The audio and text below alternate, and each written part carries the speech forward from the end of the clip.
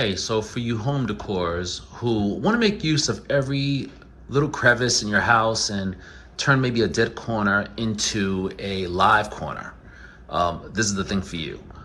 These are the AOBAB Workshop Floating Wood Shelves, set of two, rustic shelf, 16-inch, handcrafted in Europe, wide wooden wall shelves for living room, bedroom, kitchen, bathroom, farmhouse. This is the walnut color, but they come in white, gray, and the natural color. They're perfect. They're so perfect, we ended up buying two more. And look how beautifully they fit into this crevice. They're nice, thick, and sturdy.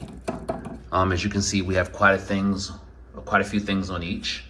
It comes with a bracket in the back that you just drill into the wall, and then you just slide each wooden shelf onto the two stems. Easy. Took us about 15 minutes to put them up. Once you know where they want to go, you just measure out your wall and put them evenly.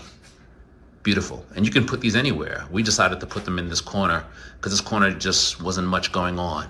But as you can see, it worked out nicely. So if you have a dead corner, here's how to make it live.